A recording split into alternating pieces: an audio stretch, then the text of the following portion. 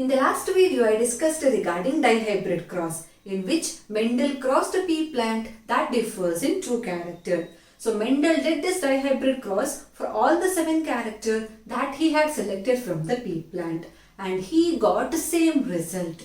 Same result means in the F1 generation, only one of the parental character is reappeared, whereas in the F2 generation, along with both the parental character, 2 non-parental characters appeared at the ratio of 9:3:3:1.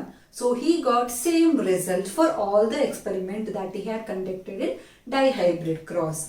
Based on this result, Mendel proposed a law, and this law is known as Law of Independent Assortment.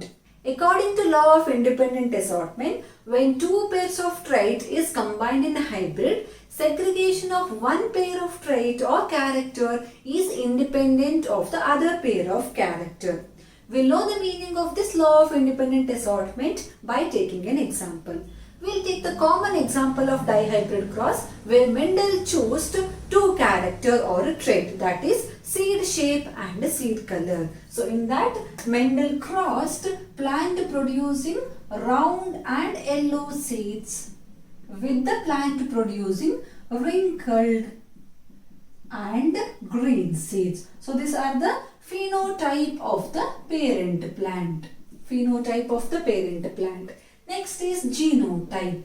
So he used capital R letter to denote the round shape of the seed and capital Y letter to denote the yellow color of the seeds.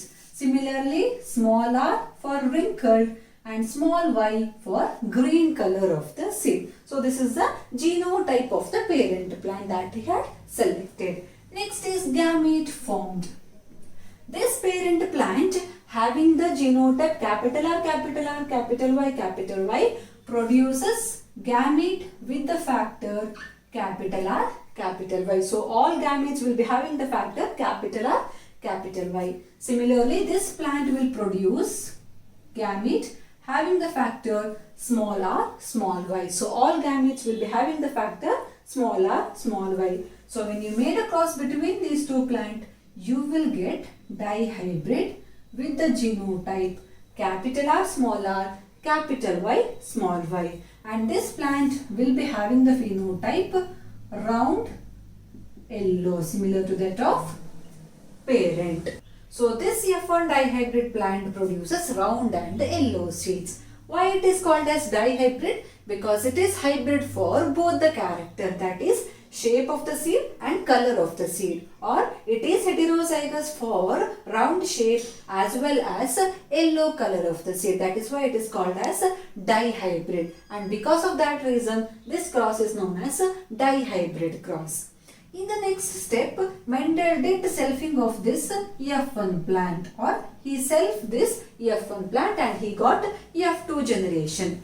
In the F2 generation, Mendel got both the parental character. So both the parental character reappeared in the F2 generation along with the 2 non-parental character. So both the parental character means plant producing round and yellow seeds and wrinkled and green seeds. Along with that, 2 non-parental trait, that is plant producing round and green seeds and plant producing wrinkled and yellow seeds are appeared in the F2 generation. So based on this phenotype that he got in the F2 generation, Mendel proposed law of independent assortment.